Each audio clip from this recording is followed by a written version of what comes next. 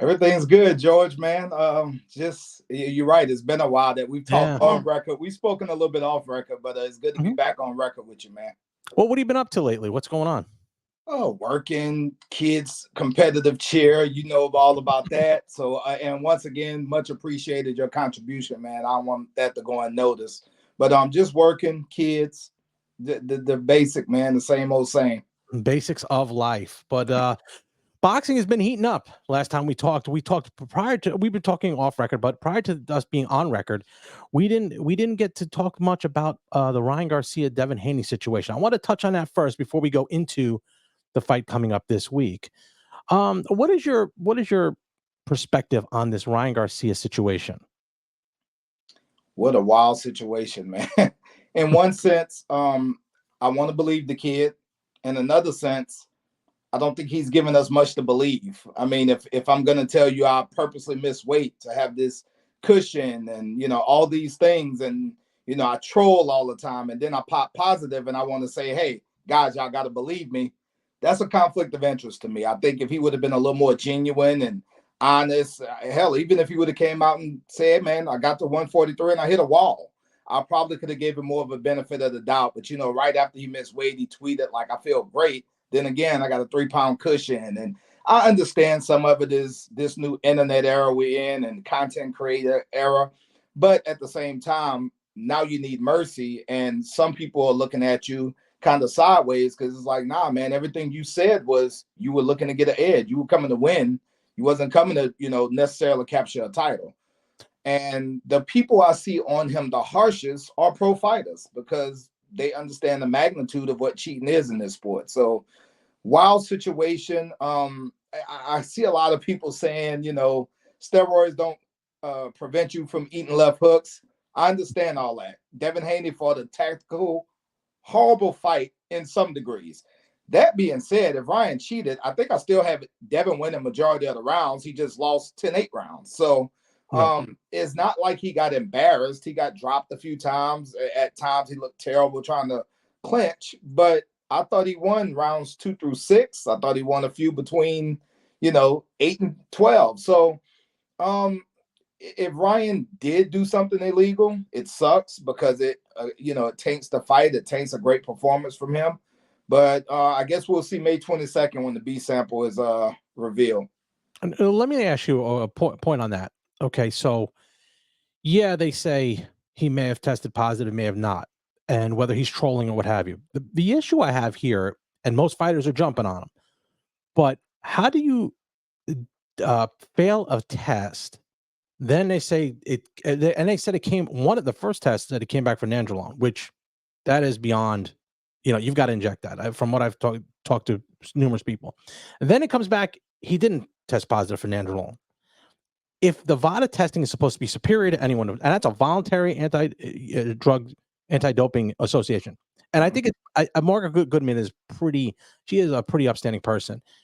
Although Victor Conte involved somehow does raise a red flag to me, and I'll keep that separate. Take out the separation of the 3 pounds. Does this not taint the drug testing system? Absolutely. And I think, I know a lot of people are speculating why the commissioner or whatever resigned. I don't know if it was the mishandling of the positive and negative tests as much as it was the mishandling of the tests in general. It seems like, Ryan and Devin are saying like, well, I was tested 2 days before. No, you were. It just seemed to be a lot of question marks around even the way and when they were tested. I think it does taint it. Now, the Osterin, from what I understand, your body doesn't naturally produce that. So if it was in the system, I understand all about tainted supplements, but that's a problem. And again, if you factor in the weight, you factor in 2 different things, even if one wasn't in your system, it still looks like there was something about getting an edge, whether intentionally or unintentionally. It seems like an edge was being created at all costs. And it sucks because I didn't think Ryan Garcia looked the greatest, but I thought he did what he needed to do to pull off the fight. And I didn't even think his body structure looked tremendous. It wasn't like, wow. Well, like when I saw Vargas fight De La Hoya and he popped Fernandez, I said he is like there was a big difference in the way Yes. he looked. I didn't think he looked. I actually thought it looked a little soft, to be honest with you. Garcia did. No, absolutely. And I think depending on what you're coming down from, depending on dosage, I think when you take PEDs, you can look different, you can feel different. Um, I don't know if he was or wasn't on anything. I don't know if he tried to gain an edge by cheating. Obviously, he gained the edge with the weight, but by cheating or not. Um, the only thing that stood out to me was, wow, Ryan Garcia is really strong at 143. If he touched Devin Haney 7 times, he hurt him 6. And I was like, wow, he's really strong at this weight class. Maybe he is, but if he had an edge and if everything comes back that, he did something illegal, then that would explain that a little more to me. That was the only glaring thing to me, is that because people say Devin doesn't have a chin, but some of those were like temple shots and just not directly square on the chin shots, and he was hurting him every time. So that was the only glaring thing to me, was thinking, man, he may be really strong at welterweight, because obviously making 140 is not going to be in his future. One last point on this, and it's something that I've brought up numerous times to fighters that I've spoken to, and me being around it as much as I have.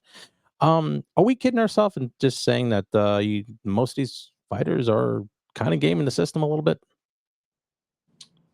Yes, I think we are kidding ourselves. I think with micro dosing, and Mhm. one thing about fighting is, I'm not going to come to you and say, George, I need you to fight Saturday. Your fight date is scheduled months out. So if you're going to do any kind of micro dosing or anything with any kind of PEDs, you have a set date to know. Now, supposedly the testing is random, and it comes back to your point about how much can we trust the testing.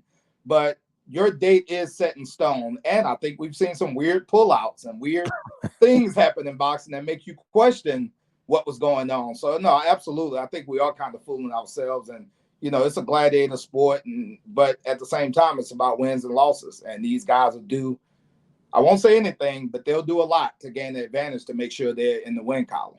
And I always say it's honor amongst thieves when you're in that situation, being around it that long. They're not going to say nothing because they know that there could be 10 fingers pointing right back at you. Absolutely. Well, look what's happening now. You're seeing, people say, if this happens to me, I'm exposing everybody. And, it's like, Yeah. if you ain't cheating, you ain't trying. I've heard that forever. Hey, man, it's sad, but true. And unfortunately, there are guys that do everything the right way. So to be fighting a guy that's on PEDs would suck. So hopefully Ryan's vindicated. But if not, I think he deserves to be punished. We'll wait till the 22nd on that. But let's turn our attention to this Saturday, the first time in years, actually the first time in 32 years that an undisputed champion comes in. Last one was Riddick Bowe, but undisputed champion, last one was Lennox Lewis. This has been years, and we need a heavyweight undisputed champion, I think, in boxing. Alexander Usyk takes on Tyson Fury. PPV.com, where I think you should get it, is no subscription needed. What are your thoughts of this fight? And finally, it comes together. Man, George, I've gone back and forth on this fight probably just as much as I went back and forth on Crawford Spence. And it's a tough one. When the fight was first talked about, I was like, Tyson Fury, there's no way a smaller guy. And I don't think it was until this week where I started getting doubts and thinking Usyk could actually pull this fight off. This is a tough fight to call. And I think it has a lot to do with the way Fury looked against Francis Ngannou. Like, I'll just be honest, I go a step farther, and I think the Fury Wilder trilogy took a lot out of both guys. I think that's something a lot of people not pointing to. You just kind of chalk it up to he underestimated Ngannou and he didn't take it serious. But I saw something different. I saw Fury kind of be outboxed at times by Ngannou, which was weird. So I think the Wilder trilogy is rough. The Ngannou performance kind of solidified that for me. That being said, he's a 6'9" freak that can box. So can Alexander Usyk kind of navigate the height, reach, and size? I don't know, because I don't know if Fury's going to give up those advantages similar to the way Anthony Joshua did. So I'm still leaning Fury, although just this week, starting Monday, it probably got a little bit closer in my mind. You know what? That is almost exactly what I thought, only because of what you're saying. You don't know what that Tyson Fury fought Ngannou was like? Was it just the guy who? Then he gets in tremendous shape, but then I flip to the other side because I think in Usyk in his last fight, I actually think he lost only because that was a legal blow. That was a legal blow. I mean, I was going back and forth with somebody else, and I said, if that was legal, he loses that fight without a doubt. But he did look good. I mean, he looked good through the fight. But that shot, and that's the second or third time he's been dropped to the body. He 2 times in the amateurs that he was dropped that I saw, which makes you think, is he soft to the body? Now you're fighting a big guy like Tyson Fury. I don't know, but he handled Joshua pretty well. So I'm right there with you. It is a toss-up that I was 100% behind Tyson Fury. But now I'm starting to see all the stuff that was going on with the heated exchange going on. There's other stuff going on with John Fury. Is that a distraction? Is with him getting in? Oh, he's in tremendous shape. Is this the Chris Bird thing where Chris Bird dropped down so far? The Roy Jones dropped down so far, and it's a detriment to him fighting this way. Do you think Tyson should have just been the 265-pound Tyson Fury and get in the ring? I think there was some, and I could be totally wrong. We'll see Saturday, but I think there was some calculated missteps for sure. I was shocked to see him come small. I don't foresee him just trying to stay on the outside and box Usyk, because to me that would be a tactical mistake. So I would be shocked if that's the game plan. He is very small. I'll be honest, man. I think, and I agree with what you said with Usyk's last performance. I think we give him a pass because it was against a real boxer as opposed to a guy fighting his debut like Ngannou. So I think maybe that's why I lean a little hard on Fury's last performance. But that being said, man, I to me, it seems like this promotion, everything with this fight has been almost a job, a task for Fury. I don't see that same animated, loose, happy to be there. It almost seems like it's more of a task for him this week. And his dad's kind of taking, some of the heat off of him because he's doing so many antics. But I don't know if he's just that mentally dialed in. I've never seen him this. I don't even want to use the word tense. I guess make a promotion look so much like a job because he has the gift of gab. He speaks well. He promotes fights well. He sells well. It just seems like work this week to me. And that's kind of one of the red flags that made me start thinking maybe Usyk can pull this thing off. The other thing is this fight should be by far the biggest fight promotion-wise, ticket sales-wise that we've had in decades. It don't feel like that. It doesn't feel. It feels like maybe a high contender fight. This is for the undisputed, undefeated championship of the world. I agree with you. I'm not getting that vibe back from Tyson Fury at all. I mean, I think there's more stuff going on with Tyson versus Paul this week than there is for this fight. Do you think that has something to do with the location being in Saudi Arabia, or do you think it's just that Tyson ain't into it? It could be a combination of both. From what I've seen, man, it just doesn't seem like the same fluid Tyson Fury. Tyson Fury almost truly looks like a guy who has 1 foot in, 1 foot out. The pullout kind of seemed weird. He took some weird elbow or something in training, and that kind of slowed down the momentum of the fight. And I mean, in today's time where we want to just move so fastly on to the next thing, maybe that's it. Everybody was up for it the first time. It got canceled and postponed. And now it's like, people, it's hard to get up for it. I'll be honest. When John Fury headbutted that guy early in the week, I was thinking, dude, another postponement and you could scrap this thing. And, right. Things like that nowadays could postpone a fight or cancel a fight. So I was a little iffy if they were trying to get out of the fight. It's just something, and you hit it, George, it's something about this fight that's just not adding up, man. Like, this is for the undisputed heavyweight title. Obviously, they put a lot of money. The promo video is amazing. They do a great job promoting. I just think Usyk is a guy that doesn't speak a whole lot, so you lean on the guy that talks a lot and usually carries a promotion, and he's just not really given a whole lot. And I could remember back in 92, I think 92, 94, I think it was 92 or 94, 92, when George Foreman fought Evander Holyfield on the boardwalk in Atlantic City. I mean, you couldn't get any more energy in a single place. And those fighting for the undisputed championship, whereas UFC is going above and beyond with the promotions and what have you, boxing needs this fight that they had, and I think they blew it with this one. Unless they come back with if Tyson wins, Tyson Joshua, because I don't think you could do Joshua Usyk again 3. I don't see any buzz for that at all. Unless if Tyson wins and they could come back with something that could do sell a stadium show, they dropped the ball on this one. The promotion, they did a great job with the trailers and what they did a great job with that, but that doesn't calculate the dollars. No, It has to calculate the dollars here where it matters, and they might have it in London or something like that, but we'd still go for that show. But there's something missing where I wouldn't be surprised if there was some sort of disqualification in the fight or just a weird whole essence of this fight. Are you getting the same feel? this whole thing since even before the fight was scheduled and the pullout happened, it just had the feeling it would never happen. Like Fury was always kind of like, oh, I might retire, I might fight the midget, whatever. And then the fight got signed, and then he was forced to pull out, and then it got rescheduled. Everything around this fight had a somewhat eerie feeling, though. Like, I mean, you're saying DQ, I'm saying I got to see the weigh-in and see him in the ring first.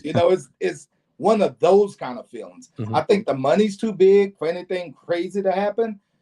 But man, it's starting to feel like Fury is there to just do an obligation. I'm here to get the bag, like they say nowadays, and whatever happens, happens, as opposed to the whole, he's only such and such stones, and I'm going to dominate him. I don't get that feeling from Fury, and Usyk just doesn't offer a ton of stuff. I think his English is very broken, and he's just more of a reserved guy. So it's sad to say we leaned on Fury to kind of carry the promotion, but we did. And it's just been lacking, man. I'm excited for it. I'm sure you are, because we're diehard boxing fans. But it's not the same feeling, as you alluded to earlier, with Logan Paul and Tyson, or is it Jake Paul? I can never remember. Jake Paul and Mike Tyson, where people are asking me about it. They're saying, you're going out to Dallas, and when is that fight? Unfortunately, that's where we're at. But usually a huge fight like this can kind of trump that talk, or at least quiet it for a little bit. And I haven't gotten that, man. And I only know the Pauls because of my kids. Okay. I was going to question that, man. I know the ones in the WWE, he's Logan. The other one, Jake, is the boxer. Only because of that. I always get them confused. Always. And I did for a while. So let me give you a 2-part question here. Okay. 1, what happens if Tyson wins? 2, what happens if Usyk wins? What's next? So supposedly the whole, it's a rematch clause, and I think it was said that, Anthony Joshua wouldn't skip the line to fight either guy. That would be good in the Usyk sense, because I don't think there's much interest in a trilogy there. I'm never big on trilogies when it's 2-0. So, if it's 1-1, okay, at some point I get it. But it's 2-0 Usyk, I'm not interested in that trilogy. If Tyson wins, I think it's a must you do Fury Joshua, because I don't know if either guy has many years left in boxing. I think it's a crying shame we never got Joshua Wilder. Imagine not getting Fury Joshua too. So I think Fury Joshua would have that would have to be top priority. If Usyk wins, I think things get tricky, because if Joshua can beat, if Wilder can beat Zhang, I can see them kind of visiting that fight. That would be a good one. Wilder type deal. Well, that'd be a good one. Again, you don't want to see Fury Wilder 4. You don't want to see Joshua Usyk 3.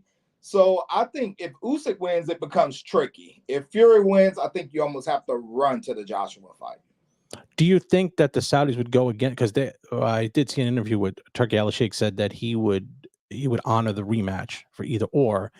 I don't think that makes sense, only unless it's like fight of the year close. I think it should be a 1. You're undisputed, because from what I understand, the IBF is going to strip whoever it is, because they're not fighting Phil Hrgovic. Okay. Does Phil Hrgovic fit in this way anyway, you think? I don't think now. And the only reason I say that is because I truly think we're looking at the last fights of Tyson Fury. I truly think we're looking at some of the last fights in Deontay Wilder. Hell, even as hot as Anthony Joshua's got, he doesn't talk like a guy to me that's going to fight another 3 or 4 years. So I think it's now or never with some of those type fights. And unfortunately, I think, some people are going to be left on the outskirts. I don't think you can overlook what Joseph Parker's been doing. I just don't see him getting one of those guys right now. So hate to say he's on the outside looking in, but he could be, because I think that round robin is something that has to happen within the next couple years. And I think everyone involved is probably wary of that. And this right here, this point where we're at, is the reason why HBO and Showtime leaving the sport is so critical. If Amazon could sneak in and do similar to what they do, I think they have a chance to put something together. But unless you get one guy, like a Turkey Alex Shake said he would, but now I saw a report that they're looking at the end of 2025 and they're going to kind of slowly slide out of boxing. He just wants to put on the big shows, whether he does one-offs or whatever. Not going to be a consistent show in Riyadh season. This is why this hurts boxing, is because you don't have those mainstay people. Do you see anybody on the horizon that can come in? Obviously not like a Tyson or a once in a generation, because even the amateur system is a little low. Do you see anybody that could sneak in there that could do something and put a show on? You mean promoter wise or from a fighter? No, from a fighter standpoint. If you could take a rocket and put it on somebody, they say Jared Anderson or what have you, but who can you put a rocket on? Or do you see anybody there that you could put a rocket on in the heavyweight division? Because I think that's a division that runs boxing on a crossover matter. People who are casual that like the welterweights, which I do, and the middleweights, yes, you can put someone there. There's a few out there. But do you see anyone out there right now? No, no. I think, I hate to say it because I like the kid, but I think Jared Anderson is somewhat regressing. And all the other guys who we mentioned, like a Joseph Parker, they're all older guys. And honestly, they're on the second half of their career. Joseph Parker kind of revitalized his career. So I don't see it, man. And I think the numbers don't lie. I think when you see guys like Ryan Garcia and Gervonta Davis put up the big numbers in boxing, it shows you what boxing is. We went through this period with Vladimir Klitschko, where it's like Floyd Mayweather was the top dog and the welterweights was running boxing. So it showed you what the heavyweight division was. Gervonta Davis, whether you believe he's the face of boxing or not, he put asses in seats and he does great numbers. So it shows you what the heavyweight division is. I think Anthony Joshua is doing great things with kind of giving his career a shot in the arm. But that being said, the smaller guys are still the guys that's doing the major numbers in terms of pay-per-views, the major numbers in terms of having casual fans interested. So I just don't see that guy, man. I thought Jared Anderson for a long time. I was high on Jared Anderson being the guy. And I think it kind of went downhill when he came out and said, like, I don't necessarily want to be a world champion. I'm not going to do this long. And it just spiraled, in the wrong direction. Since then, I think we've seen it in his performances. I know he got in a little bit of trouble. That's outside the ring, though, so that's not that big a deal in terms of affecting his career right now. But I just, when I look at I don't know, man. There's no heavyweight that just strikes me as a guy that's going to, in the next year or two, just turn heads. Yeah, and I don't think you can create a heavyweight fighter because it's the one shot that can get you out of there. And and by the way, if they're that big, they're not going into heavyweight boxing. They're going into be football players, baseball players, basketball players. There's just so much opportunity, so much money right out of the gate. You get we have a kid here who just is looking to be a D1 division player. He knows that he can get close to that NFL draft to get NIL money or whatever. They're going that route, and he's a good fighter. The kid's a great fighter here, but he's going to go the other way. Why would he do that when he can get money right up front? It's not like it used to be where you could get a gold medal and they're giving you $1 million. It's not like that anymore. And I say that because I just looked at the pay-per-view numbers, and it is an economic thing for Kambosos and Lomachenko. This was 14,000. Wow. You ain't paying anybody for 14,000 pay-per-view events. No. I don't care how much Australia gave them for a site fee. Do you feel that economically boxing is struggling to now not only produce stars and keep them on the level, but to keep fighters not doing something else? Yeah, because you have the top guys that ask for astronomical money, and you have to produce. I think Terrence Crawford and Errol Spence was kind of the litmus test for that. Like, okay, this fight everybody's clamored for. This the one everyone wants to see, and it didn't even crack 1 million buys. I don't even think it cracked 700,000 buys. So that was kind of the litmus test, and I think that was Showtime's exit out of the door. But I think so much of it, George, is because you used to be able to earn your money. Like, okay, you could fight 6 times a year, 7 times a year. Hell, Tyson and some of them guys was fighting 5 times a month. Mhm. Now you're guaranteed at best, even for prospects, twice a year, three maybe is very good. So it's not even like you can earn the money. It's not even like, I'm fighting. I just got to keep winning and get my purses up. The opportunities are not there because HBO's gone, Showtime's gone. So those Showbox cards and, ESPN Friday Night Fights and those kind of cards that used to produce the younger, we get to see them in the infancy stages all the way up into the title runs. Those shows are over with. So now you got to squeeze top prospects on as first fight out on the pay-per-view, second fight out on the payper-view. Well, if you have guys doing 2 or 3 pay-per-views a year, that's not a whole lot of opportunities for a prospect to fight. So I mean, it's sad when I interview some of these guys. I'm like, man, you've been really busy. This is your third fight this year, and we're in November sometimes, and it's like it's unheard of, but that's where we are. And I don't know if it's because these cards are so top heavy in terms of the top guys making so much money. Obviously, some of the network opportunities have dried up, but it's definitely. I wouldn't call it a crisis yet, but unless Amazon can really flip a switch, and we can keep the zone and some of these guys engaged, it's going to be tricky for the next few years for sure. But you do have to make money. It is a business. You have to make money. I mean, Of everyone says course. Amazon's got the money, Netflix. You have to make money. Now, I will say the Saudis are throwing some major money around, but they're printing money there. I mean, Amazon has investors they have to answer to. Netflix has stockholders that have to invest. If you're throwing people $30 and $40 million and you're losing 20, you're not going to be in business long. 2, your shareholders are going to say, no, we're not doing that. And they're out. Then you have nobody. Well, let me ask you this. You said you talk to fighters. Where do they see themselves? Are they worried at all? I haven't talked to anyone that's hit the panic button yet, but I think a lot of them see the writing on the wall. A lot of them kind of on and off record to say, P, man, it's tricky out here now. Or P, it's dangerous times right now because there was a time where if HBO peed you off, I'll go negotiate with Showtime. If Showtime peed you off, I'll go negotiate with HBO. ESPN is still out there. This person. Now it's all about who you're aligned with. Yeah. It's a whole lot of individual negotiations anymore. So with all of those networks bowing out of boxing, I think you hit the nail on the head. And I've had this conversation with people. Oh, Amazon don't care if boxing succeeds or not. They have a ton of money. But who's going to stay invested in something that they're not making money in? They didn't become wealthy off of taking losses after losses after losses. Obviously, we all take L's, but they're not going to stay in a sport that's not sustainable for what their bottom dollar is. So Mhm. I think that's a notion that people need to get rid of, like Amazon to be around no matter what, because they're this $1 billion conglomerate. That's not necessarily true. And George, you and I've been in boxing long enough. We've seen a ton of people come and a ton of people go. So I don't necessarily think that's true. And I think it kind of reflects like, man, I didn't even know this, and I won't say no names, I don't want to offend anybody, but there's a few guys that were kind of co-main event, second, third fight out guys that recently fought that I had no clue. I just so happened was looking on BoxRec and they fought in, February and March, and they're starting to take some of these smaller ballroom shows, and that's for a reason. That's not just because they want to be active. That's because that's what's available.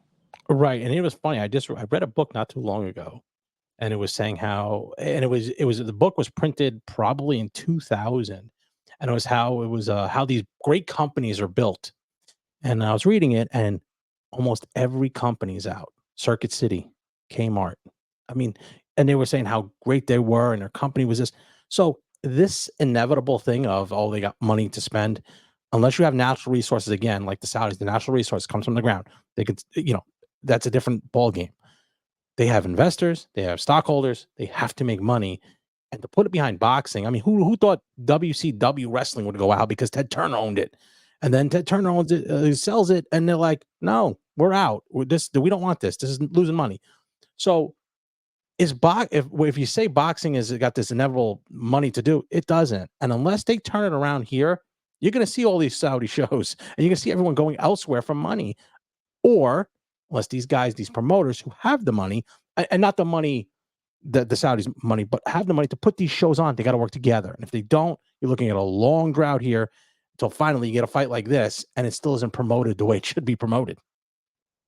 Yeah, and I mean, are they paying fighters so much money to where they can't put it into promotion? Because I don't know what the guys were making, let's say, I don't know, 15 years ago, 2005-ish, 2000. But we had the 24/7s that was very detailed and got a lot of engagement. We had the all access. Now they pick and choose the fights they do it for, and it's still around, but it's not as, I mean, it was, 7 episodes. I think they're paying some of the top guys so much money that's not even sustainable no more to even promote the thing right. We don't see these, Conor McGregor, Floyd Mayweather type tours where they just tour the country and promote the hell out of the fight because there's so much money being paid at the top. Mm-hmm. And if you look at the Devin Haney, Ryan Garcia card, and if you look at the Lomachenko Kambosos card, the main event of both of those to me saved the card. I thought the undercards were mediocre at best, and I think that stems from who can we get to take this amount of money when we're paying the main event guys this much money? Yeah. And that's a trickle effect. That's trickle to, bad cards, less promotion. It's a trickle effect, and it's unfortunate. I think COVID kind of started that when they did the dark shows with the no crowds, and the top guys wanted to fight, and now here we are, and we have networks falling out by the every minute, and it's not sustainable for Amazon to say we're $1 billion company, we're going to stay in boxing. It's not sustainable for the Saudis to say we have all this money to just burn. You got to make money. It has to make sense to you. Right. And at the bottom line, hopefully this Saturday night, we get something like that, a success that could push boxing the way it should be. That being said, we're going to make an undisputed champion once and for all this Saturday night. Who wins, Fury or Usyk? I can't go against what I've said since the fight was discussed after Usyk beat Joshua the second time. So I'll say Tyson Fury. I'll even play it safe and say decision. Only because I don't think Tyson Fury is a great body puncher. And it makes sense. I mean, he's 6'9". He would have to give up a lot to go down to a shorter guy's body, mainly being most of his height. So if he was a better body puncher, I probably would even say late stoppage. But I'll play it safe and say Fury by decision. I'll even say unanimous. I think he'll have his moments. I don't look at Usyk as this huge puncher at heavyweight, and I think that's kind of the only kryptonite for Tyson Fury right now. Given the 3 fights with Wilder, given the fact that Ngannou put him down, guys that can really crack. I don't see Usyk as that. That's not to say Usyk can't outbox him. I just don't see it happening. Well, there you have it. Percy Crawford from Zenger News with his prediction. Percy, as always, it's great to have you back on. And hey, you got to come on a little bit more. We've been in and out of touch here. Life happens. Life happens with you. Life happens to me. And running a business, it's tough. You got the kids doing incredibly well in the cheer. Always good to have you on. Anytime, man. Like I said, we're getting a little bit slower now because we don't have an election to the big one in November. So if you need me, I will try my best to accommodate, brother. It's always a pleasure. And we always appreciate your candor and obviously your knowledge in the boxing game. Percy, good to see you, and I'll see you this week. All right, man. Appreciate you, bro. Thank you. All right. Thanks for watching the Zapata Brand podcast. Please subscribe to the podcast and listen where all podcasts are available.